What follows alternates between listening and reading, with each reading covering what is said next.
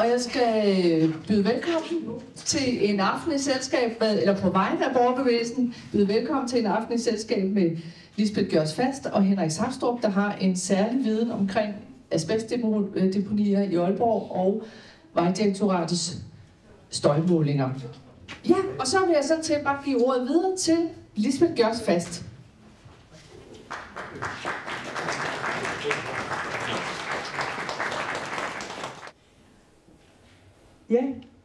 Ja, så jeg starter lige med noget, inden vi kommer op til det her slideshow, eller PowerPoint.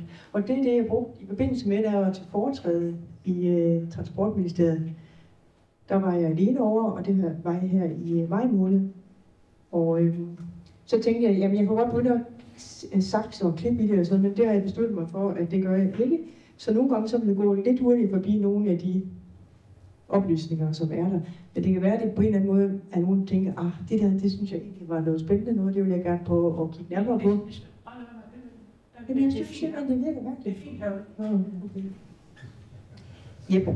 Men det, som jeg har fået at vide, at jeg skal gøre i dag, det er, at jeg skal forsøge at give jer så konstruktiv og let forståelig information omkring asbest og asbestdeponering og håndtering, og hvordan de her deponier, både dem, der er nedskrevet, men også de autonome deponier, hvordan man på en eller anden måde kan få det indskrevet og kunne lave et stærkt høringssvar. Og jeg har det sådan, at vi simpelthen er nødt til at samle os, vi er nødt til at stå sammen omkring det her projekt, fordi det politiske arena, det er rigtig, rigtig svært. Jeg vil lige fortælle jer, hvad jeg faktisk har gjort, og jeg synes, at resultatet af det har været meget, meget svært at se. Jeg mødte jo Mette Frederiksen inde på Nytorv i forbindelse med, at hun var ude i valgkampagnen. Og der havde jeg taget sådan noget tøj på, så jeg lignede sådan en rigtig gammel kone, ikke også, langt sko og sådan noget. Og så stod jeg klar med hånden, og så tog hun min hånd, så tog jeg hendes hånd, så som gamle damer gør jeg godt. Og så holdt det bare fast. Fordi jeg vil gerne lige fortælle hende, om hun vidste noget omkring deponierne i Aalborg, om det gjorde hun ikke. Så derfor så fik jeg, og det var meget underligt, der kom også noget tv ud af det, men derfor har jeg sendt en masse med materiale til Mette Frederiksen.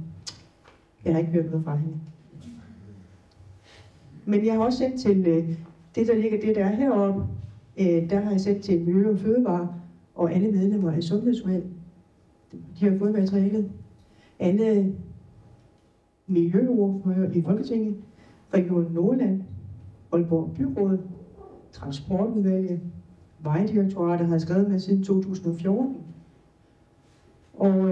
Men der er ikke nogen, der har reageret. Så derfor er det sådan, at jeg tænker, at når vi står sammen, så er vi stærke. Og den her stemme, som vi har i det her demokratiske land, det er fundamentet for demokratiet, og det skal vi bare stole på, og så skal vi køre bare afsted. Og jeg er helt sikker på, at jeg, der er kommet her i dag, I faktisk har også det, der skal til for at gøre det. Og det behøver ikke være særligt omfattende. Det kan være meget præcist. Den sidste, jeg lige har haft møde med, det er regionsformanden Mads Duedal. Og han var faktisk i tidernes morgen, han faktisk ønskede at komme ud til mig og få noget at vide omkring det her, sammen med 2 andre. Men han kom ikke. Så tænkte jeg, at nu er der gået 1,5 år eller næsten 2 år, så skrev jeg til ham, om han havde lyst til at mødes med mig. Og det havde han. Jeg tog over til ham, og der stod kaffe og chokoladekage. Og så havde jeg alle mine foto med, og luftfoto og andre ting, også fra det her, som jeg vil vise jer i dag. Men det var han ikke sådan interesseret i, sådan lige umiddelbart. Og så siger jeg så til ham, at jeg fortæller ham noget omkring deponiernes måde at være på. Og så siger jeg til ham, at det er jo sådan, at de her deponier, dem skal nok vise jer, hvor de ligger henne, de er monteret uden bundmembran. Og også en anden ting, jeg sagde bare bundmembran der. Og når der ikke er en bundmembran, så ved vi jo godt, hvad der sker, hvis vi har noget materiale og noget støv i en side. Og der huller i den side, og så er det regner, eller man hælder vand nedover, så ved vi godt, hvad der sker. Så siver det ud. Og så rejste han sig, og så sagde han bare til mig, Jamen, der er ingen asbest i fjorden. Det var lige kommet ud jo. Og så er det ligesom om, at det var mærkeligt, at den sætning blev sendt ud samme dag, så statsministeren skulle komme til Aalborg igen. Og der skal alligevel være noget muligt for at stille sig op på første række og råbe til hende, ja, der er simpelthen stadigvæk asbest, selvom jeg ved, det er der stadigvæk. Men der rejste han så op, og så kunne jeg godt så mærke, at nu er mødet også ved at være slut. Og så siger jeg til ham, men det her materiale, det må du rigtig gerne få. Nej, det vil han ikke have. Så sagde jeg, men jeg kan også sende det til dig digitalt. Fordi selvfølgelig er det jo mindre. Jamen, det var han ikke interesseret i, og han fik det ikke læst. Og så tænker jeg ved mig selv, at så rejste jeg mig, og så var mødet ligesom slut. Og jeg sagde tak for det, og jeg har efterfølgende tænkt meget over, hvordan kan regionsformanden, der arbejder med sundhed, hvordan kan man have den indstilling? Fordi vi har jo alle sammen en klar og tydelig fornemmelse af, hvad det er, asbest det egentlig kan. Og det kan noget, som vi er alt for små til at håndtere. Så derfor har jeg valgt, og jeg ved, det bliver filmet i dag, og derfor har jeg valgt at sige det her. Fordi at det kan ikke møde noget, at det politiske system sætter sig selv over noget, som er faktuel viden. Man kan ikke tale asbest ihjel. Ej heller, hvor man sidder på en stor politisk magtposition. Så vi fortsætter med, og nu vil jeg prøve, og så skal jeg over til den her computer herovre. Nu vil jeg prøve at fortælle jer noget af det, som jeg fortalte i Transportministeriet. Da jeg havde gennemgået det, så skete der det, at der kom et kæmpe ramaskrig fra dem i Transportministeriet, Transportudvalget, at de følte, at de ikke var blevet oplyst nok omkring, hvad der egentlig forekom af asbest. Så derfor skrev de et formular og rettede henvendelse til Vejdirektoratet, om det kunne passe, at der var så meget asbest, som jeg havde fremlagt i selve linjeføringen for den 3. motorvej. Og det var jeg ikke bekendt med. Men jeg har, altså som sagt, siden 2014 haft et tæt kontakt ind i Vejdirektoratet. Og her i år har jeg 2 gange været inde i Vejdirektoratet i den inderste kerne og holdt møde for den ene gang lidt over 2,5 timer, og den anden gang knap 3 timer, hvor jeg har fremlagt materialet, og hvor jeg har fortalt om, hvad det er det egentlig, det handler om. Og det jeg bliver mødt med, det er, at Vejdirektoratet følte, at jeg havde taget dem som gidsel.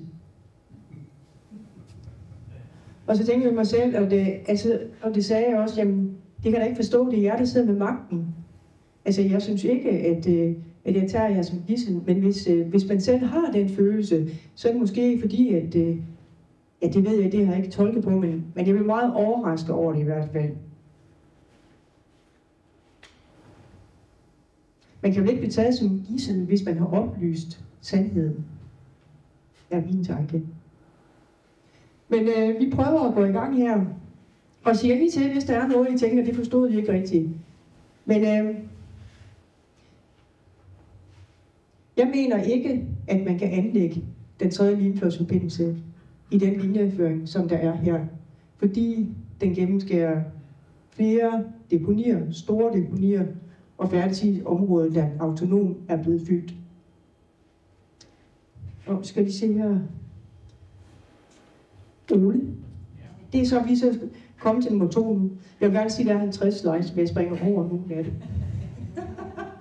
Så det er godt. Yep. Sådan asbestproblematikken startede for 2,5 år siden.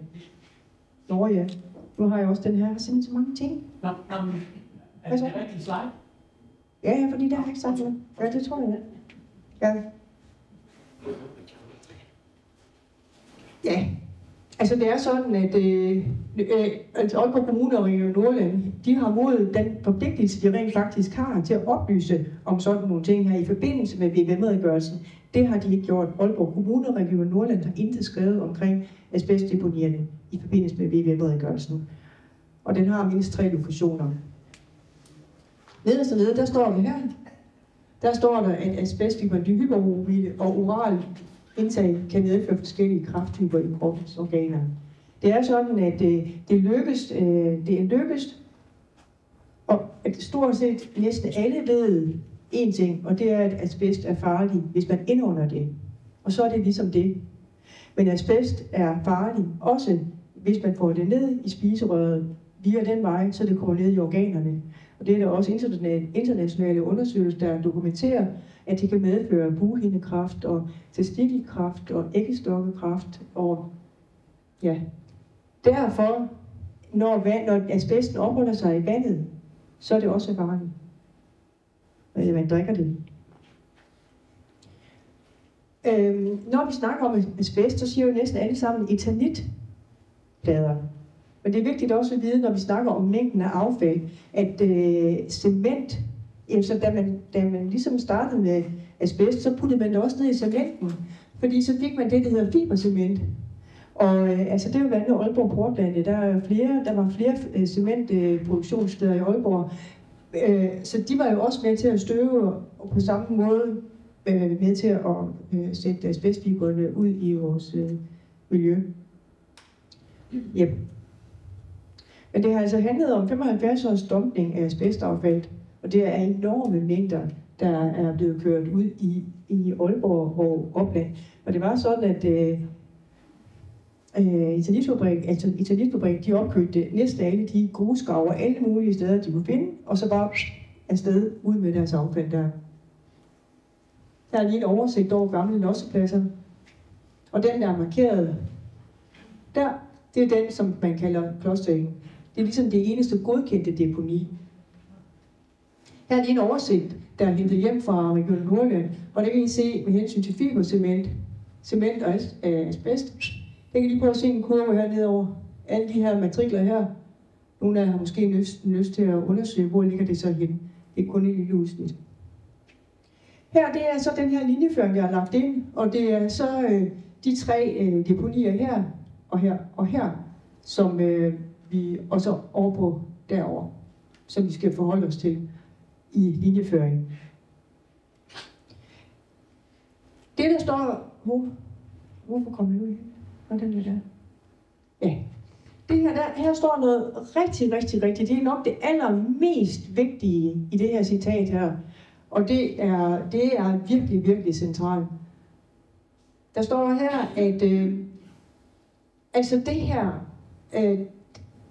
den er etableret uden bundmembran og perkulatopsamling. Og det er sådan, at alle deponier i regionen, de er udført uden bundmembran. Den oplysning kommer fra Region Nordjylland. Men når det så samtidig står der perkulatopsamling, så betyder det, at når vandet løber gennem deponiet, så opsamles det simpelthen ikke i et system, så det kan føres væk. Vandet siver også bare ned og ud. Og den der sætning der, den er virkelig vigtig. Ikke også? Kommer ind på lige om lidt. Det er bare... Okay, nu har vi noget her, så man virkelig kan forstå omfanget her. Det her, det er fra 1954, det er et luftfotos museum. Og her er den uberørte kystlinje henover her. Travbanen ligger her, I se. Der var ikke ret langt fra travbanen ud til fjorden. Yes. Godt. Så har jeg indtegnet de her. Og det er de her områder, der er fjord her. Men som bliver ombygget til land. Der.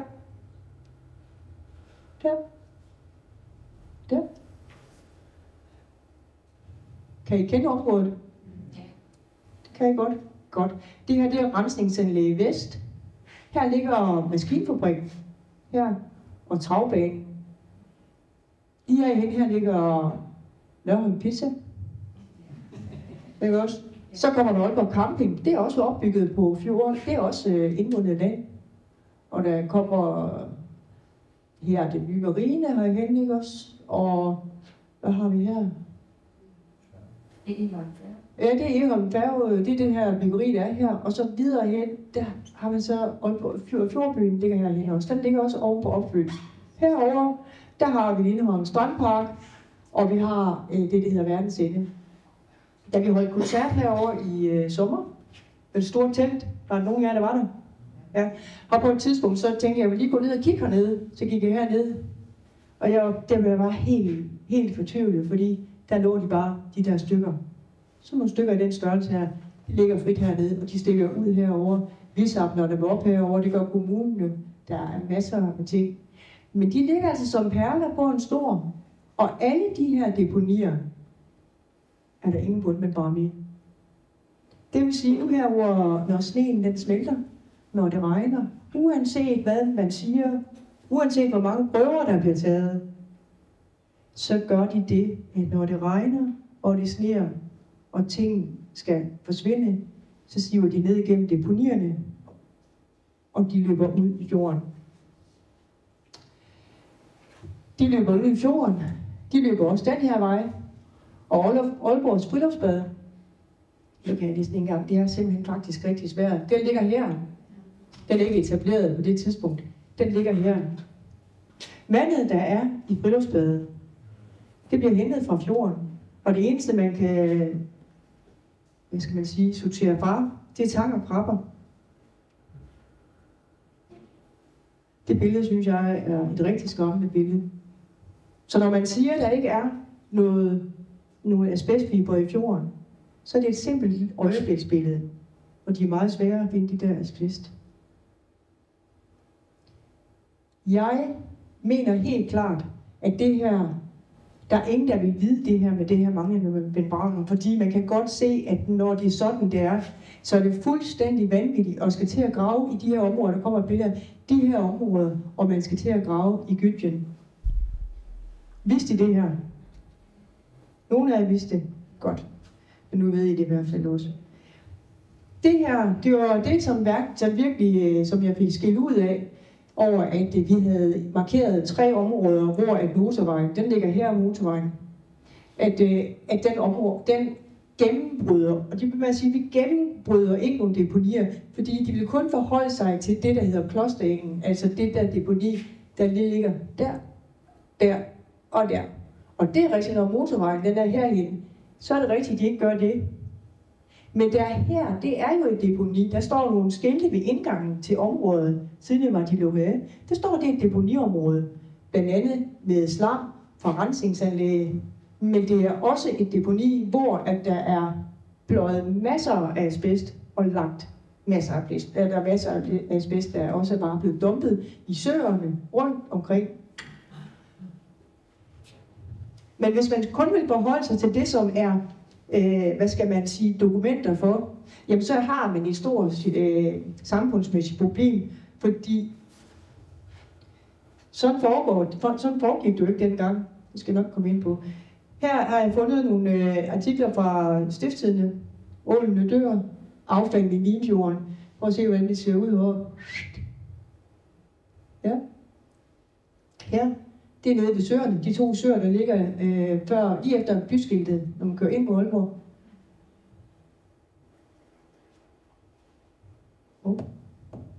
Prøv at se her. Nu udsætter det stop for fyld af asbesten fra eternitfabrikken skal bruges i stedet til at rette Limfjordskysten ud. Man vil gerne have sådan en lille linje. Så kunne man gøre det. Det er vandhulsbaner. Her, det er kolonihavehusene, der ligger her. Her kommer rensningsanlægget. Prøv at se her. Alt det hvide her, det er asbestholdigt materiale, eternit. Det viste de Stiftstidende. Det her, det er en fyldplads med affald fra dansk eternit herover, men det her, det er også en fyldplads. Det her, det er Svanholmgrøften. Og det er det ikke. Det er Svanholmgrøften, og det er Hasrigså. Der ligger motorvejen ifølge tingene, og man kan prøve at lægge mærke til, altså jeg har prøvet at lægge det her system herhen, det har jeg klippet ud, altså lagt madpapir over, klippet ud, og lagt det hen over City Syd. Det fylder hele City Syd. Hvis man tager det her, simpelthen, klipper ud i madpapir, og lægger det ud, så fylder det hele det. Prøv lige at lægge mærke til her, de huse, og hvor små de er. Det er helt almindelige, store grund med parcelhuse. Og de har selvfølgelig også sat et kort ind, som ikke viser, at der også er bebygget her. Det er et kæmpe stort område. Yes. Det her, det viser lige, hvordan der kører en traktor der. Alt det her, det er asbestholdigt materiale, man modellerer rundt med. Det er der, hvor rensningsanlægget bliver etableret. Der er rigtig mange øjenvidenberetninger om, hvordan at affaldet i forbindelse med, at man fylder dem her op, de også bliver kørt ud på markerne og bliver pløjet ned. Og motorvejen, den kommer til at ligge herude i det her område her, men tilkørselsvejene kommer til at ligge her, hvor vi så her ved kolonihaven, at der var helt hvidt. Og der var et over i Vejdirektoratet, sagde personen også, og der var nok meget mere, end jeg troede, det var. Så det der med at forholde sig til, hvad der egentlig står nedskrevet, det er ikke det samme. Det er ikke det samme ting, der skete i virkeligheden. Her igen, her, ud. Og der stod også, at man skulle kystsikre til at starte med. Det her deponi, der skulle man lave en dæmning først. Og så måtte man have lov til at fylde i. Ikke også? Det har man heller ikke gjort, da I ser, det står stadigvæk åbent. Og den dag i dag, det er sådan en kanal, fordi den her sø og den her sø, det må ikke gå over bredderne. Så har de en afvandingskanal, der kører den vej ud. Den ligger inde under stendiget, men den kører den vej ud og bare direkte. Så de har stadigvæk overholdt det. Hvis man kigger her, nu kan jeg det. Her, I kan se heroppe, det her det er ren fjord, det er ren opfyldt af asbest. Der skal de jo til at etablere de der vandindsvindingsbassiner. Prøv at se, hvad der sker. Nu skal det der asbest væk. Så kommer det herover. Så kan man sådan følge rytmen, hvordan det sker. Sådan det. Yep. Godt. Jeg kører den rigtige vej, tror jeg. Ja, det gør jeg. Men der kan I se... Ej, hvad er det til højre? Ja, det er godt. Nå, man regner med, at lige nu 95.000 tons asbest holdt i affald ligger i den lille trekant, som I så der.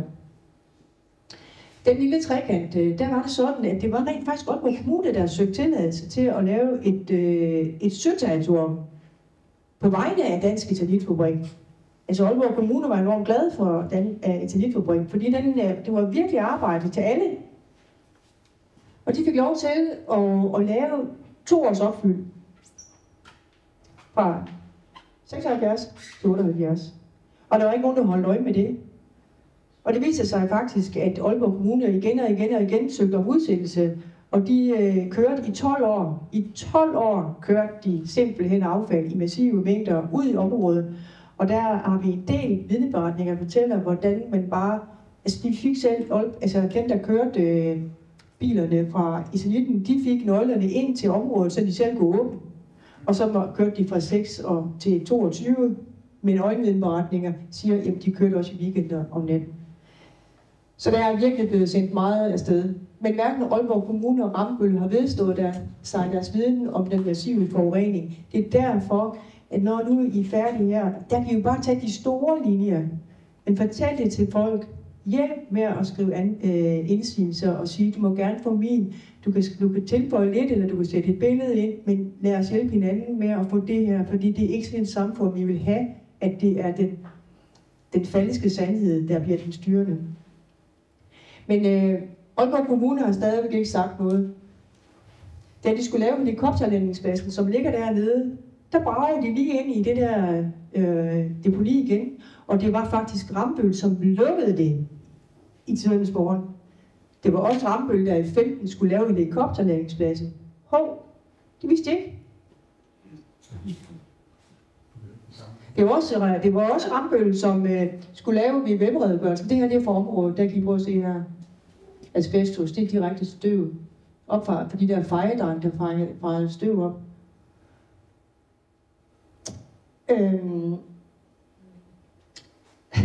Altså, det var også Rambøl, der lavede VVM-redegørelsen.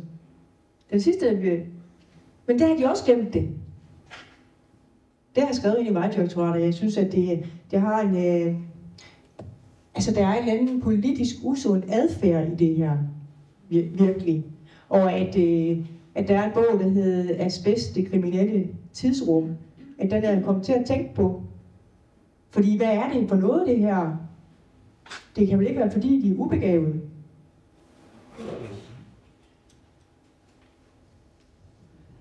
Det jeg fortalte om med hensyn til det, at det her deponi ingen bundmembran har, det kan man se her. Jeg har kaldt det her pandekagehusene. Dem er der flere af dem. De er i overfladen af deponiet. Og så har jeg fotograferet der Ole, som Ole og mig, vi har kigget meget på asbest. Og der er det sådan, at de her deponier af de her pandekagehus, de bliver større og større, altså dybere og dybere, vi kan kigge ned i dem. Fordi at vandet jo trækker det med ned. Og jeg synes, det er meget skræmmende, og det er skræmmende at se det. Fordi hvor er det henne? Det er jo ikke væk, det er bare denne sted. Det er det, popper op fra jorden. Det er Svanholmgrøften, de forsøger at holde styr på. Ja. Da det kom op her for de der 2 år siden, så begyndte de at samle asbest langs kystlinjen. Og det ved du i hvert fald også. Du har også gået meget dernede. Ja. Det er et ustyrligt materiale. Og det var sådan en video. Der ligger jo ikke noget endnu. Det er jo samlet op. Hvad siger du? Jeg siger, der ligger jo ikke noget endnu. Det er jo samlet op. Ja, nej, det er væk. Det er ikke mere, nej. Men det er der. Men man kan se, der er samlet over 2 tons ind af asbestaffald. Men det er jo, man kan sige, det er jo ikke de store stykker, vi sluger. Altså det ved vi jo godt. Vi sluger ikke de store. Det er jo alle de små fibre, som ligger, og dem, som kommer, der vaskes ud fra deponierne. Ja. Det der med, at jeg sagde, at asbest optages oralt og kan afføde andre kræftformer, det skal selvfølgelig nok lægge ind. Jeg skal nok lægge den artikel ind, så I kan tage den ind, så at I er klar over, at det er dokumenteret. Det er også beskrevet i nogle forskellige medier. Det her, det er en vidneberetning, og det er en, jeg har optaget sammen med en, der hedder Bjarne. Det her, der må jeg så sige, der er så sket noget. Det her, det er ude ved, Ellishøj. Der ligger der et deponi her. Og der har man så besluttet, at der er motorvejen også. Men det er jo sådan, hvad så? Hvor lang tid er tilbage? Okay, der har man så besluttet, at man flytter Østerådalen ned i. Og så fordi den skal ligge så afvande motorvejen. Men samtidig er man jo ved, så vand fra motorvejen, og det er lidt, der skal køre igennem, det kommer ud i Østerådalen, og samtidig så er vi ved at frilægge den, og den er frilagt den gennem byens rum. Det har jeg så sagt ind til Vejdirektoratet. Det har jeg så besluttet, at det gør de ikke. Det er jo dejligt. Hvad? Det kommer ikke igennem Karolinelund, så. Ja, det kommer ind igennem Karolinelund. Altså, det synes jeg faktisk, jeg gjorde godt.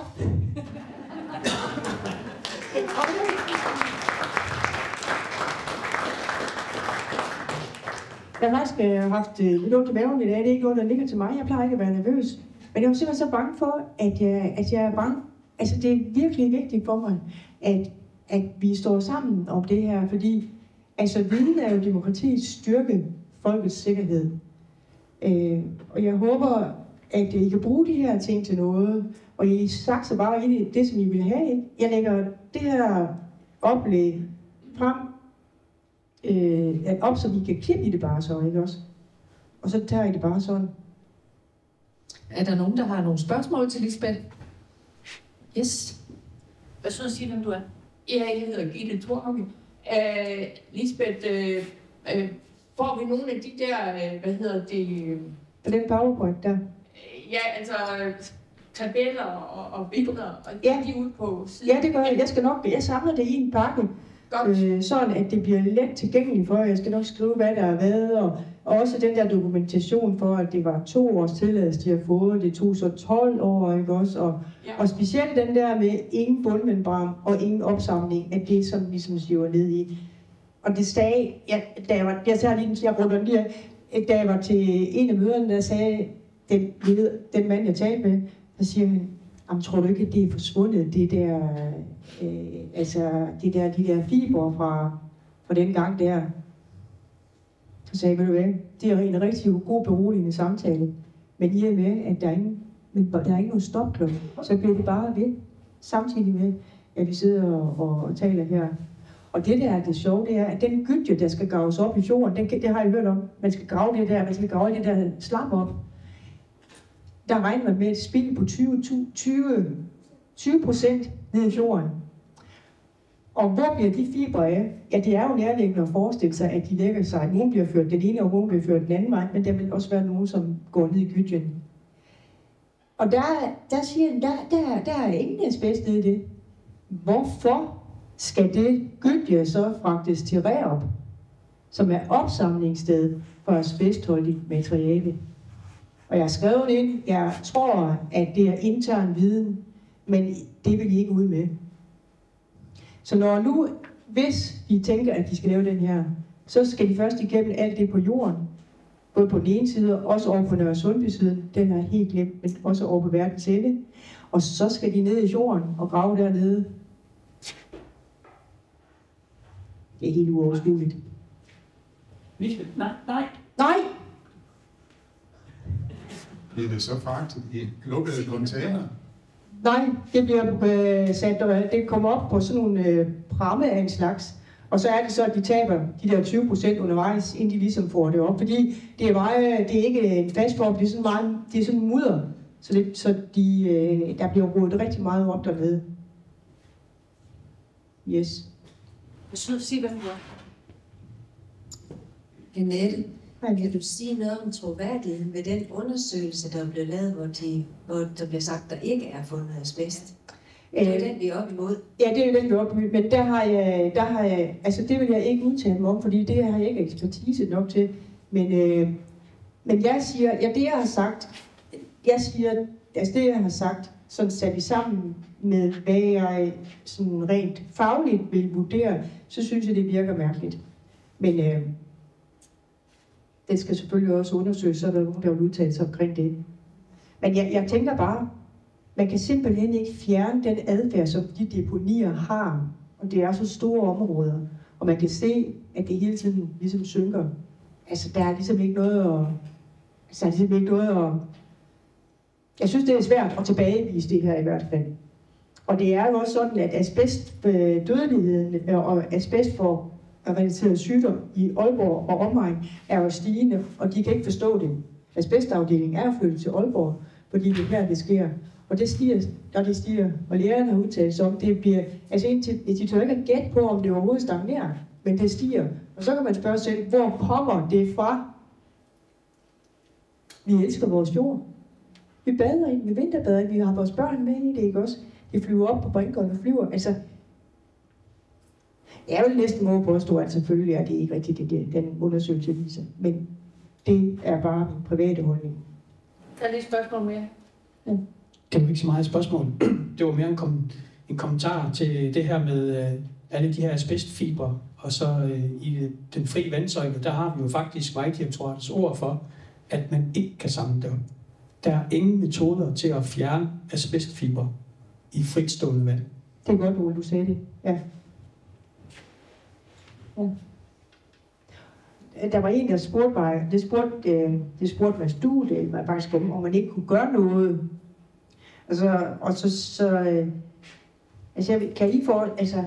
Kan I forestille jer, at man kan, jeg kan jo ikke komme ind under deponierne, vel?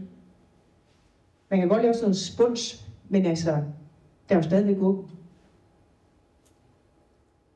Så. Er der andre der har spørgsmål, det brænder ind med? Og hvis det er, I glemmer det, Lisbeth har sagt, så har hun jo lavet en film med Borgerbevægelsen. Har lavet en film med Lisbeth Gørs Fast, og den ligger på Borgerbevægelsens YouTube-kanal.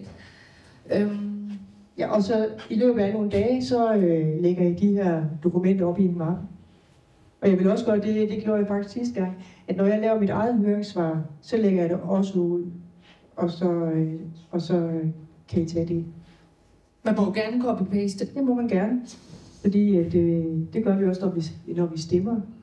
Der siger vi også ja eller nej. Så jeg er glad for, at jeg fik gjort det. Tak til Lisbeth Gjørfast.